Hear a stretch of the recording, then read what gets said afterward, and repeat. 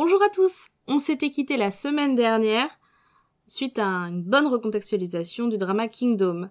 Mais maintenant, on va rentrer dans le vif du sujet, on va parler de la série et de ce qui s'y passe et on va spoiler à balle. Donc si vous n'avez pas vu la série, faites une croix sur les surprises et les cliffhangers.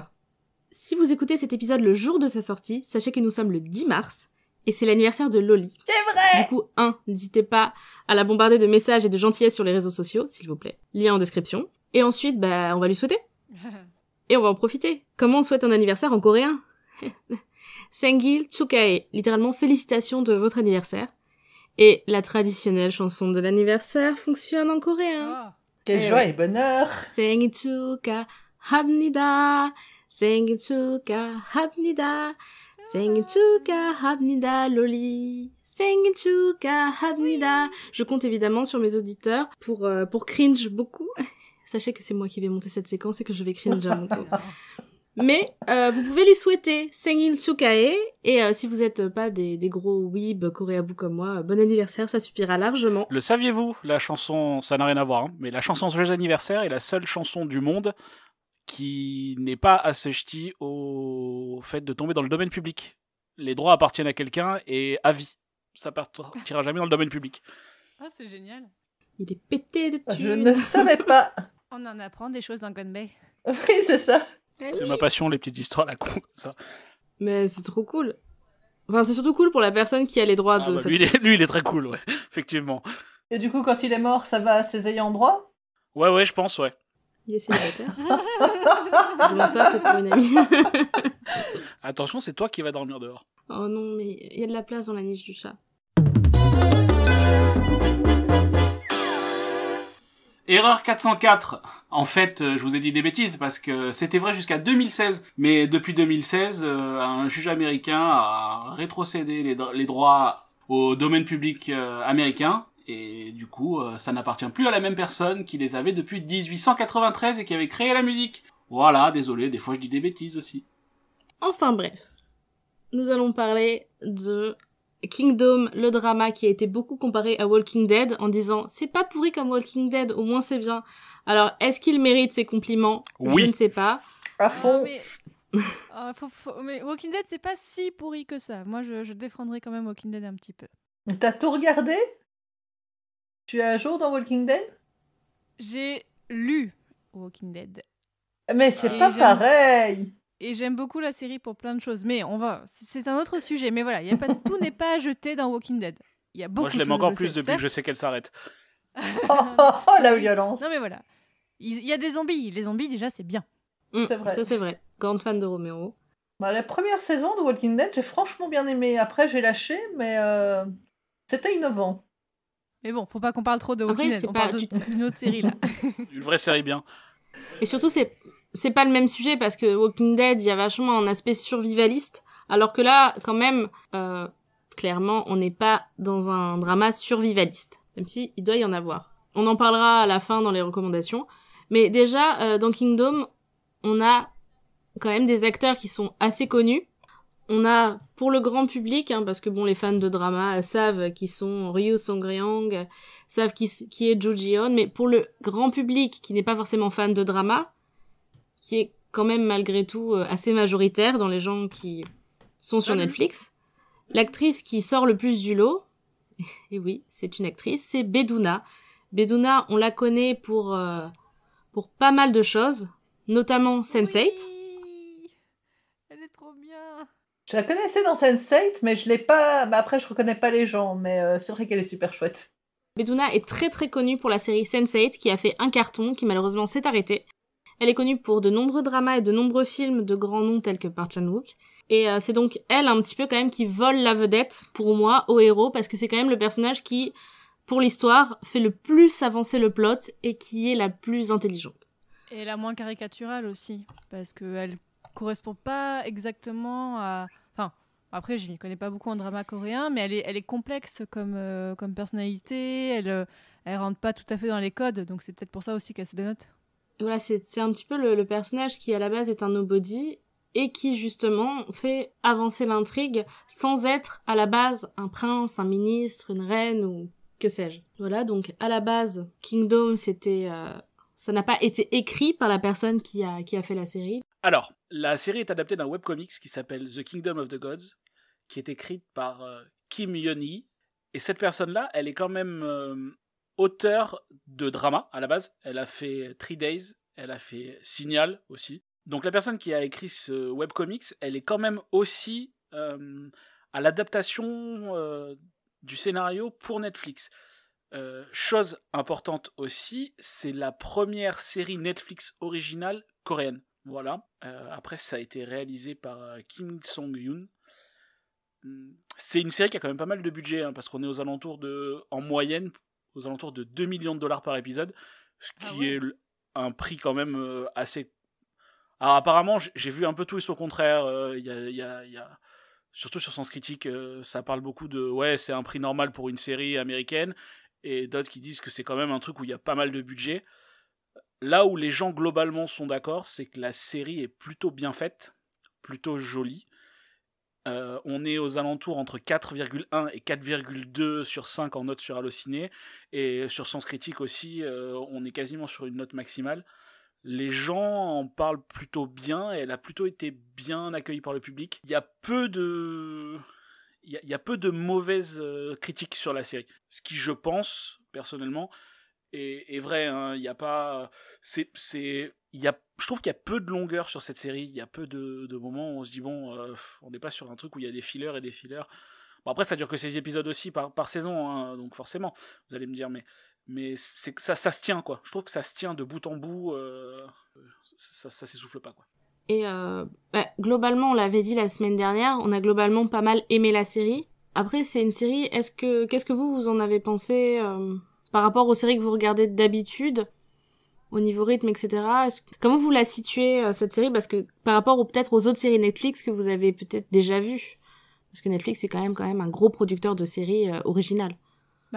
Netflix, oui, produit beaucoup de choses, mais après, il y a quand même en ce moment beaucoup de séries qui se ressemblent, dans le sens, par exemple, si on regarde Sex Education, enfin, où les séries, où les thèmes sont l'adolescence, ou les jeunes personnes, et peut-être des sujets, alors à la mode n'est pas forcément la bonne façon de le dire, mais qui sont d'actualité, comme tout ce qui est les questions LGBT, les questions de l'appropriation du corps, de renouveler aussi l'approche des sentiments. Bon bah là, on n'est pas du tout là-dedans. On n'est vraiment pas du tout là-dedans. Mais il y a quand même un peu un côté... Effectivement, mais là quand même, c'est une série qui est compatible Netflix parce que zombie, parce qu'il y a quelque chose qui va attirer le grand public. Effectivement, si ça avait été juste un drama historique, je pense que peut-être les gens, en général, peut-être comme moi, qui n'y connaissent pas, n'auraient pas été attirés. Là, il y a quand même la patte Netflix où la réalisation est ambitieuse et tout ça. Moi, en regardant ça, je pensais, alors c'est pas une série Netflix, mais je pensais à Vikings, donc une série sur les Vikings, l'histoire médiévale des Vikings, enfin, forcément médiévale. Mais les premiers épisodes de Vikings, ça avançait très très vite.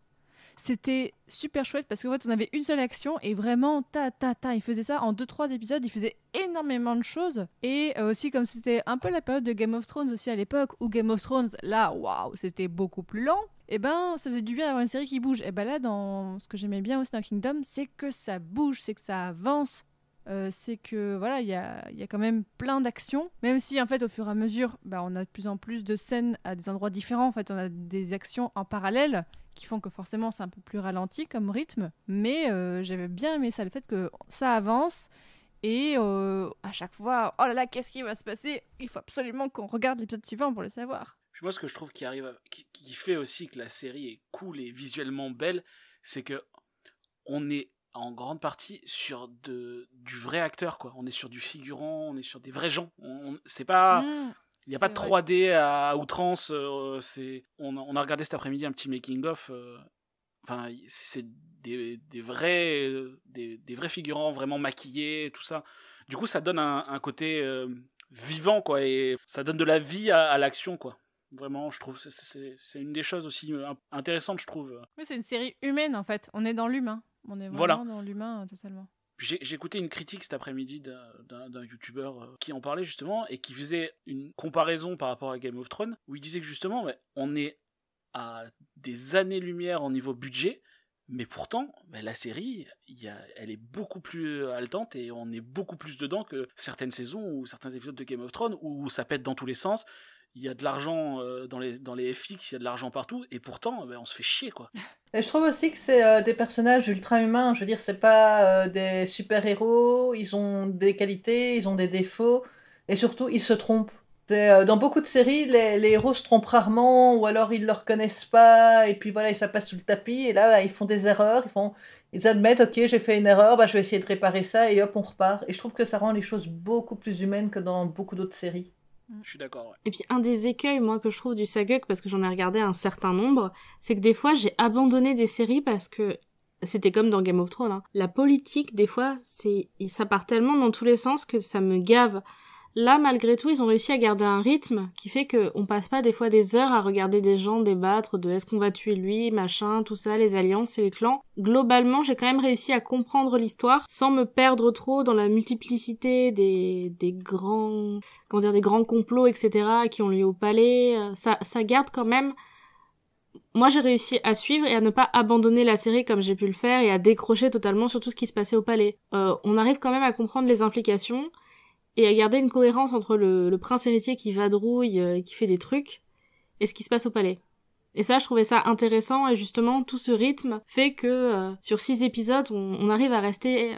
Moi, j'avoue que j'avais un tout petit peu de mal quand même sur les intrigues politiques, mais peut-être juste parce que là, j'avais pas les références, parce que j'avais pas les codes. Clairement, tu vois, on parlait d'un épisode précédent de comment décerner les gens avec les chapeaux, mais je pense que j'avais pas toutes les références, donc parfois j'étais un peu genre, attends, c'est lequel déjà celui-là ?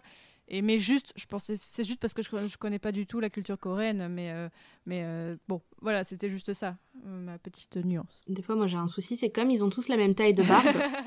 Il suffit que ce soit 2 hauts conseillers qui ont le même chapeau et la même coupe de barbe, et je suis la merde, lui c'est son oncle ou c'est son cousin. Mais j'ai ce même problème avec tout ce qui est historique, hein. C'est vraiment que quand les personnages, forcément, ils sont conformés dans dans une esthétique qui est en lien avec leur poste. 2 personnages qui ont le même poste et globalement le même âge, etc., des fois me perdent dans les intrigues. Parce que je suis plus sûre d'un épisode sur l'autre, qui sait. Donc c'est vrai que des fois, moi, ça me perd aussi dans les Saguk, parce que quand ils ont pas le même chapeau, ça va, mais quand c'est 2 personnages avec des chapeaux similaires, c'est con à dire, hein, mais comme ils ont tous la même barbe un peu confucianiste, là, enfin qu'on voit un petit peu la longue barbe d'érudit et tout ça, je me dis, mais c'est qui ? Oui, en plus, ils sont tous habillés en mauve. Et là, mais non, mais qui est qui là ? J'y arrive plus. Après, en plus, c'est vrai que comme c'est pas forcément, une société qu'on connaît bien, des fois j'avais du mal au début dans les Saguk à comprendre certains codes aussi en politique, pourquoi il va parler à lui, pourquoi il dit ça à lui. Et maintenant je comprends mieux, mais c'est vrai que là ça m'a pas trop perdu niveau politique, et toutes les scènes d'action, toutes les scènes avec les zombies, je trouvais que ça allait quelque part, et du coup je me disais l'histoire avance. Et comme l'histoire avançait d'une façon ou d'une autre, c'est vrai que ça m'a maintenue sans avoir un besoin abusif de cliffhanger comme certaines séries peuvent le faire. Malgré tout, je sais que parmi les gens qui ont bien aimé cette série, tout le monde ne va pas regarder la saison 3. Le hypomètre n'est pas au même niveau pour tout le monde. Est-ce qu'on peut spoiler ou pas ? On va partir sur le synopsis de la série. On a notre héros, Lee Chang, joué par Joo Ji-hoon, qui est le prince couronné, donc ça veut dire que c'est logiquement lui l'héritier de la couronne. C'est le premier fils du roi, mais c'est le fils d'une concubine, alors que la reine en place, elle, n'a pas encore eu d'enfant. Et puis elle a l'air d'avoir 12 ans et demi aussi, mais ça c'est une autre histoire. Et la reine est enceinte de son premier enfant, entre guillemets légitime, du roi. Et si l'enfant est un fils, ce sera lui, le prince légitime, qui passera devant le prince Chang.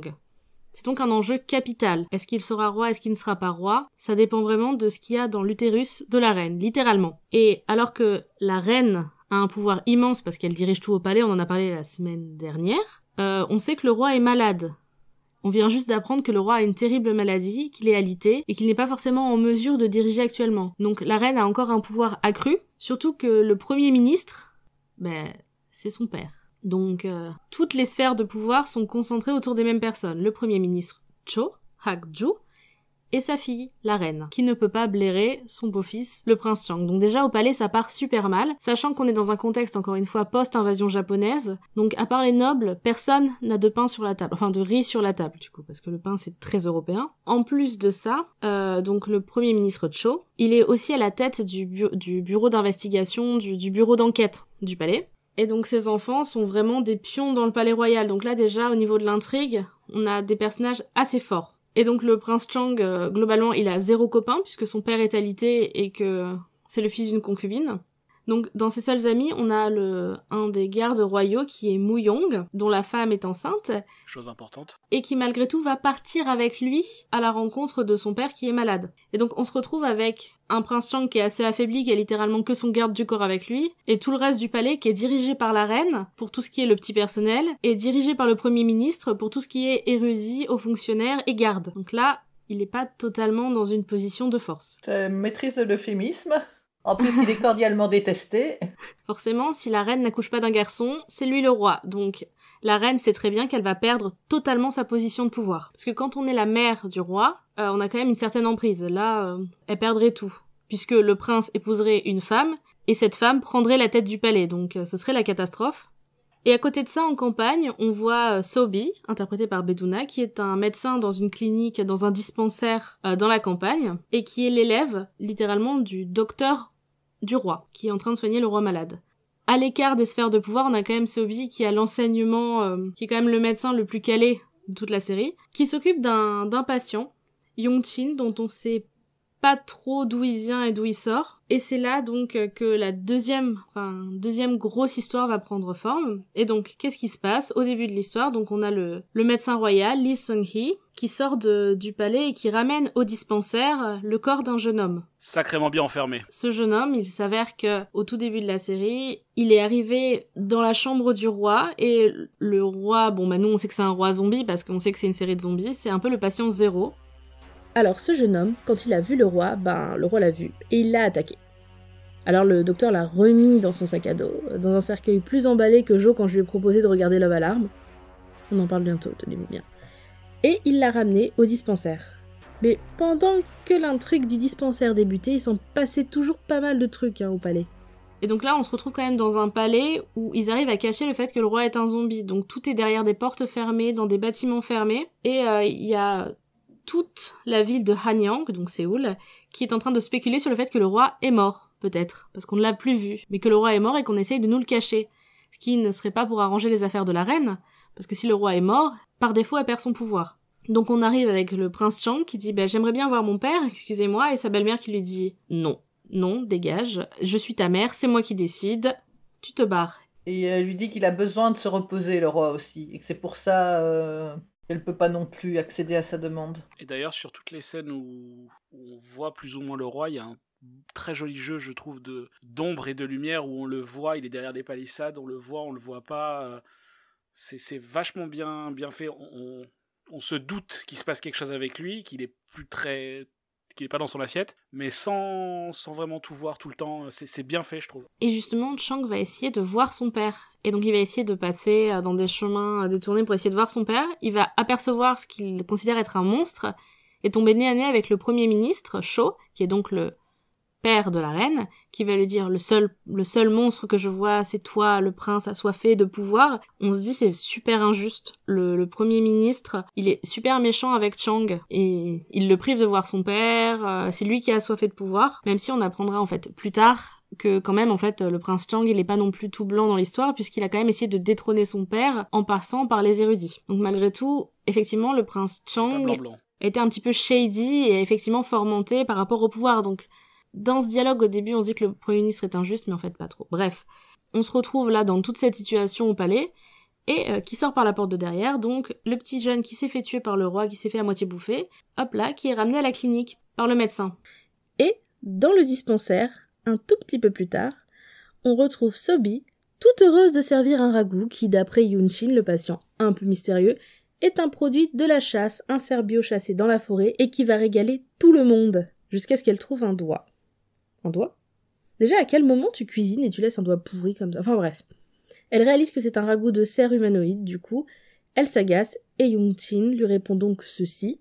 Ah bah oui, mais on va pas tous crever de faim, donc c'était la meilleure solution pour que tout le monde mange de la viande et crève pas de faim, vu que, dans la situation actuelle, c'est impossible de manger de la viande, seuls les riches ont droit à la viande, nous les pauvres, on est obligés de crever de faim. Ce qui est un argument qui est défendable.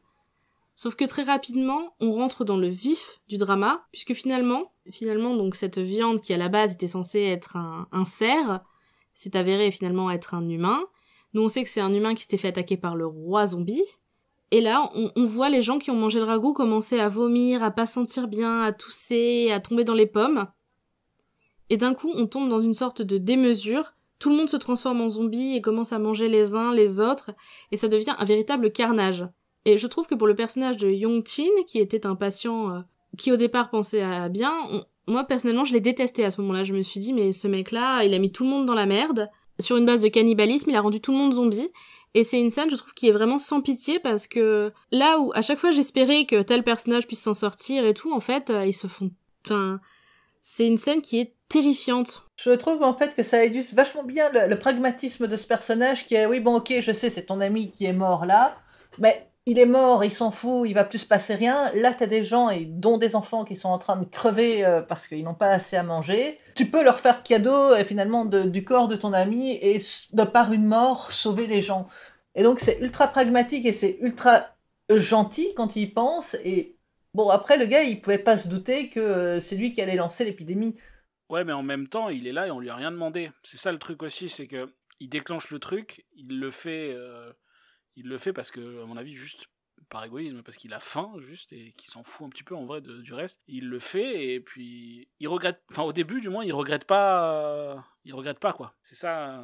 On peut pas dire qu'il a faim parce que lui, il mange pas en fait. Oui, c'est vrai en vrai. Parce que justement, ils sont deux à pas en manger. Enfin. Ils font partie des gens qui servent la bouffe mais qui ne mangent pas. Et c'est ce qui fait que très vite ils arrivent à se barricader et à se défendre. Et c'est là que Sobi, la médecin femme, va être extrêmement intelligente et pragmatique parce que très rapidement ils vont mettre en place des pièges et des solutions pour... Et là on est dans le survivalisme par contre, tu vois. Là je trouve que là on avait vraiment un lien avec Walking Dead, c'est que bah ouais ils mettent en place, ils défendent l'endroit où ils sont et tout ça, ils mettent des pièges là, comme dans Walking Dead quand ils font une forteresse. Puis surtout, il s'enferme. Ouais, il les enferme, ouais. Yong-Chin, on peut pas dire qu'il est égoïste. Parce qu'il s'enferme avec les zombies pour être sûr de limiter la casse. Pour se dire, là, c'est bon, on met en sécurité les gens dehors, au final. Il s'enferme avec les zombies. Et c'est là, malheureusement, que le scénario va avancer, parce que Chang, pour savoir la maladie qu'a son père, il va essayer d'aller voir le docteur qui s'occupait de son père, donc il va rejoindre le dispensaire. Et c'est lui qui ouvre les portes. Donc il délivre tout le monde... Et ce qui est horrible, c'est que personne ne pensait spécialement à mal. Lui, il veut savoir ce qui arrivait à son père. Yong-Chin, le soldat, enfin le patient, il voulait nourrir les gens. Et c'est à chaque fois des erreurs, parce qu'ils n'ont pas les informations. Ils font des trucs, et ça finit mal, mais parce que ils pouvaient pas savoir à chaque fois. C'est juste bête. C'est comme ça. Il ouvre les portes et il libère tous les morts-vivants dont on ne sait pas d'où ça vient. Et c'est Sobi, en allant fouiller dans les affaires de son mentor, qui trouve son carnet et qui se rend compte que c'est en lien avec une plante. Assez rapidement, on a une idée du pourquoi, du comment.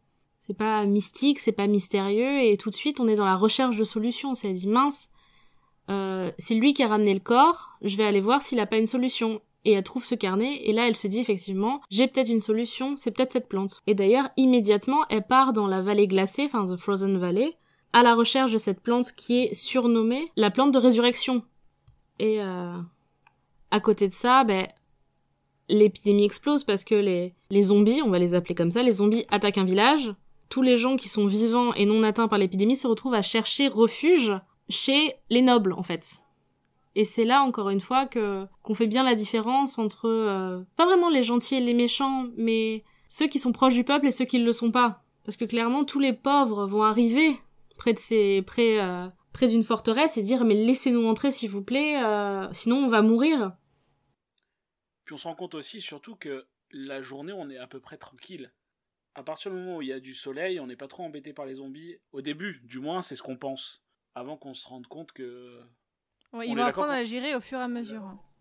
Et puis surtout, moi de ce que je vois, c'est que le roi a mordu le gamin là. Mais ça l'a pas transformé en zombie, et c'est le fait que lui ait été bouffé qui a transformé les autres en zombies. Parce qu'avant, si on était mordu, on mourait juste comme lui était mort. Et puis après, le fait d'être mordu par un zombie, ça transformait soi-même en zombie. Ouais, la maladie, en fait, le processus de transmission n'est pas tout à fait clair et évolue au fur et à mesure que la maladie évolue, fait comme une vraie maladie de toute façon. Voilà, c'est ça, c'est le Covid zombie. Ouais, parce que au départ, la contamination, on sait pas comment elle s'est fait initialement, on sait juste qu'il a fait un truc avec cette plante. Et on sait que, ouais, et après, juste par morsure, par simple morsure, on devient zombie.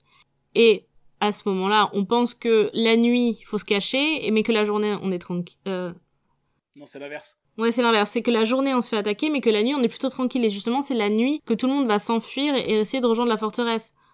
L'épidémie avance très vite parce que les zombies courent très vite, aussi vite que des gens vivants. Ils arrivent à ramper, à escalader. Enfin, c'est quand même c'est pas des zombies, comment dire, qui avancent sans but.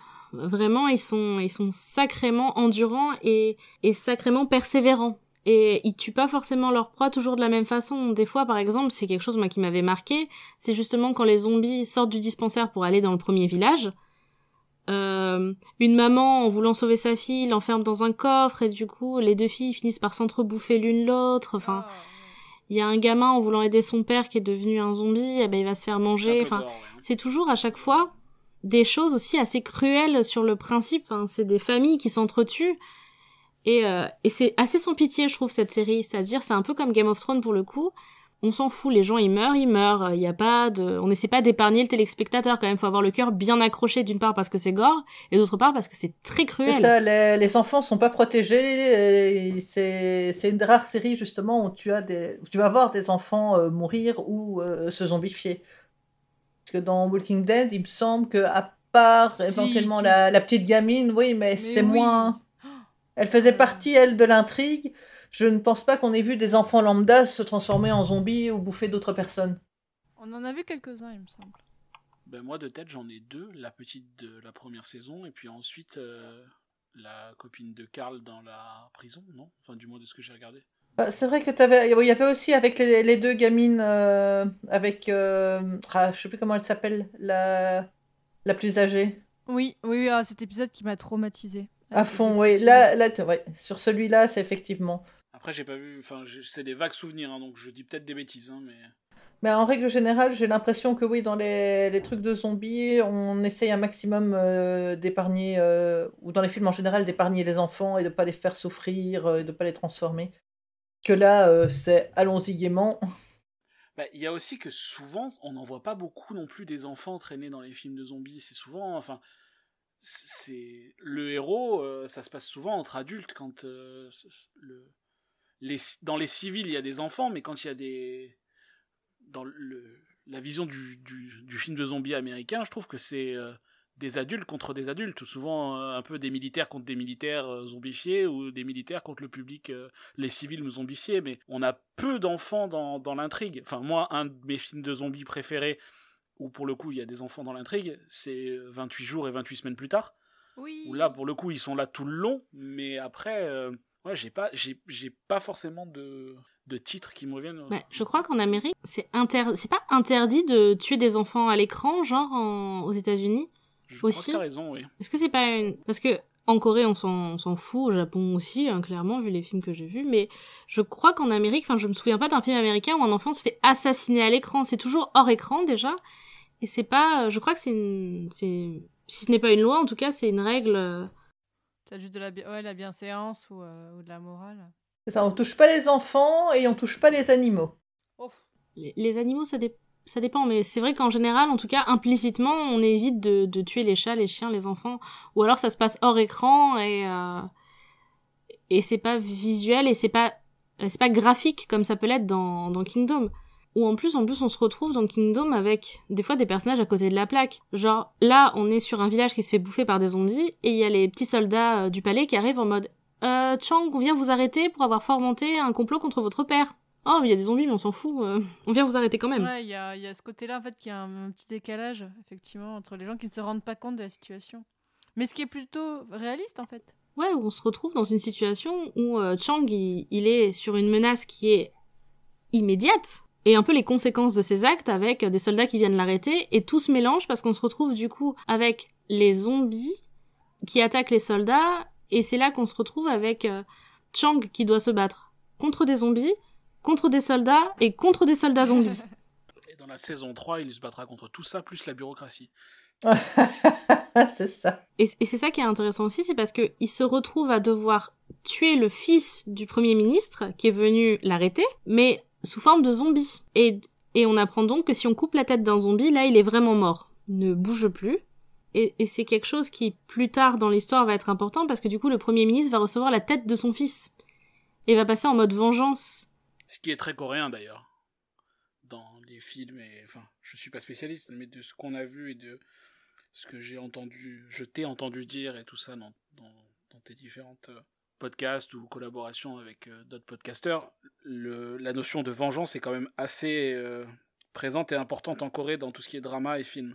On est dans les codes coréano-coréens. Ah, les Japonais aussi sont. Mais les Coréens, oui, parlent beaucoup de la vengeance. Et après, ce que j'aime bien, c'est qu'on a droit à, quand même, ça a beau être coréen et tout ça, on a beau dire c'est pas comme les Américains, on a quand même droit aux classiques un peu du film de zombies, justement, parce que les villageois vont essayer de s'échapper quand ils vont arriver dans la ville, et tous les nobles vont monter dans un bateau. En mode, bon, bah, salut les gueux, nous on se barre sur un bateau. Et vous restez comme des cons sur le quai. Sauf que, la classique, il y en a un qui s'est dit, oui, certes, je crois que c'est son fils ou sa fille, enfin, il y en a un qui prend un membre de sa famille en sachant qu'il est zombifié, et il se dit, ouais, si je le mets dans une boîte, ça passe. Ça, dans une boîte très décorée, tout ça, parce que c'est un père, machin. Après, moi, j'ai vu tous les aliens. Donc je sais très bien qu'il faut vraiment un vaisseau giga clean pour faire un bon voyage. Il n'y a plus de survivants. Il n'y a plus personne. Surprise. Et j'aime bien parce que du coup, il y a toujours quand même cette notion de classisme et tout ça. Mais malgré tout, on avance et on se retrouve avec la richesse, ça les a pas sauvés non plus parce que leur greed, leur avarice, leur besoin de jamais rien lâcher, c'est ce qui les à chaque fois c'est ce qui les tue en fait. C'est le besoin de pas faire de compromis, au final, c'est ce qui les met dedans dans le bateau, et c'est ce qui fait qu'à chaque fois qu'il y a une ville qui se fait prendre et tout, à chaque fois, c'est à cause de gens qui ont pas voulu faire de compromis, qui ont pas voulu réfléchir. Alors qu'on sait que le pragmatisme, c'est tout dans cette série, parce qu'à chaque fois qu'ils réfléchissent avant d'agir, ça se passe plutôt bien. Oui, puis il y a aussi le fait de tous les sceptiques qui font « ouais, mais non, mais où on va gérer et tout », et puis qui prennent la menace par-dessus la jambe, et que en fait, non.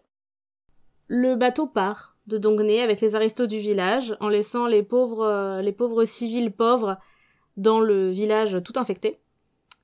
Donc, tout semble résolu sur le bateau, mais clairement, nos héros sont grave dans la merde. Ils n'avaient pas leur place dans les canots de sauvetage, les femmes, les enfants et les riches d'abord, on l'a vu dans Titanic.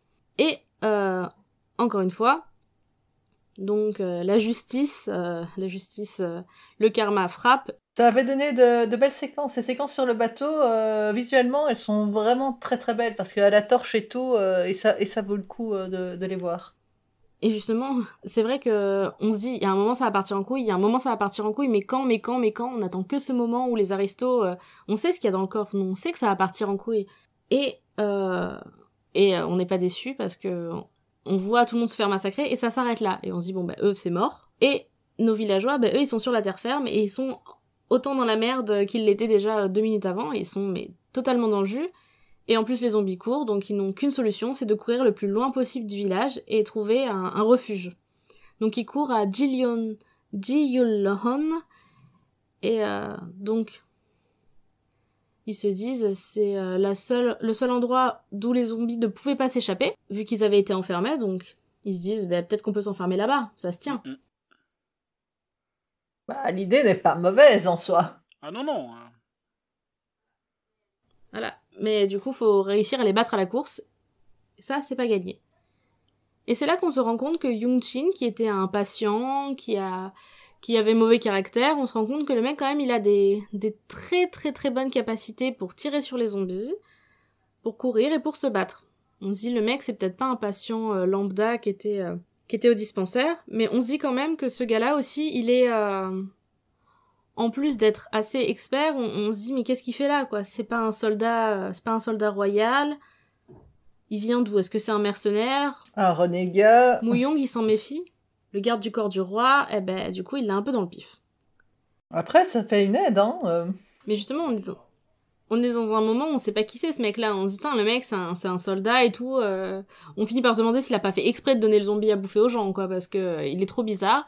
Muyong, donc le garde du corps de Chang, il peut pas le blairer parce qu'il se dit, il est bizarre, et en plus, ils ont pas trop le choix d'être avec lui parce que, malgré tout, il vient du même endroit qu'un personnage qui s'appelle Han Hyeon, qui est un peu le mentor et la seule personne en qui Chang a confiance dans le monde entier. Donc c'est une personne qu'ils essayent de rallier, et cette personne, visiblement, elle a des accointances avec Yeon-shin, mais on sait pas lesquelles. Donc, encore une fois, un peu une storyline qui s'ajoute, mais on sait pas trop parce qu'on est quand même dans une logique de complot. Il y a le Premier ministre qui essaye de choper le pouvoir en calant un fils au roi. Il y a le prince qui a fomenté contre son propre père. Il y a ce mec-là, on sait pas ce qu'il fait, mais il en sait beaucoup trop. Donc il y a quand même beaucoup de monde qui gravite. Mais Chang, c'est quand même un gentil prince parce que il essaye toujours d'aller récupérer les vieux pour pas qu'ils soient derrière tout le monde et qu'ils se fassent bouffer. Il donne sa nourriture aux enfants. C'est quand même un mec qu'on se dit qu'il est gentil. Tout le monde a l'air d'avoir des liens les uns avec les autres parce qu'on est quand même avec un docteur qui a été l'élève du docteur du roi. Il y a un soldat qui vient du même endroit que le mentor du prince. Tout le monde a l'air de plus ou moins se connaître. C'est vraiment un petit pays, la Corée. Donc bon, en attendant, ils essayent de se barrer le plus vite possible et de rejoindre une terre promise, en tout cas, où on ne se fait pas bouffer. Et alors qu'ils arrivent enfin à se barricader dans le dispensaire, tous ensemble, eh ben, ils commencent à se prendre des flèches. On se dit, putain, les zombies tirent des flèches maintenant. Et non, en fait, c'est que le prince, il était en voie de se faire arrêter par la garde royale. Donc, au moment où il va pour se rendre, en fait, les gardes royaux continuent d'essayer de tirer dans le tas, et donc ils tuent des enfants, des vieux. Pareil, encore une fois, une scène sans pitié et extrêmement cruelle dans ce drama. Et totalement gratuite. On se dit, mais c'est pas possible. Voilà, c'était juste vraiment pour tuer des gens innocents et te rappeler que tu n'es jamais à l'abri. La guerre, c'est mal. C'est ça. Je crois que c'était aussi pour montrer que le gars, il est complètement en roue libre, et bon, voilà, il a sa mission, et il va pas en partir, même si t'as des zombies qui sont en train de bouffer le monde et de le détruire. C'est non, c'est ma mission, je dois faire ça, et puis voilà. Le mec, il a quand même une sacrée charge mentale, parce qu'il essaye de sauver la vie des gens et de sauver la sienne contre des zombies, mais en même temps, il a toute l'armée royale aux fesses, donc il a vraiment que des ennemis, hein. Ses seuls amis sont avec lui. C'est ça. C'est aussi pour ça, on peut comprendre qu'il aille rejoindre le seigneur Hanyeon, qui est son seul pote sur Terre, qui a un peu de pouvoir. Et heureusement que Yeon-shin secoue tout le monde et les aide un petit peu à se défendre. On se retrouve à faire enfin le lien, à ce stade-là de la série, entre le prince qui est dans la merde et Séoul, enfin Hanyeon, parce que les gardes du village, avant de se barrer sur le bateau, ils avaient quand même allumé des feux d'alarme. Les feux du Gondor. Qui ont enfin réussi. Les feux du Gondor ont enfin atteint Séoul, et là, on retombe dans les intrigues politiques. Mais avant de replonger dans les histoires politiques, on va faire une petite pause et se retrouver dans une semaine pour la suite. L'épisode est long, et il nous reste plein de choses à vous dire, mais d'ici là, prenez soin de vous et continuez de vous hydrater et d'écouter plein de podcasts.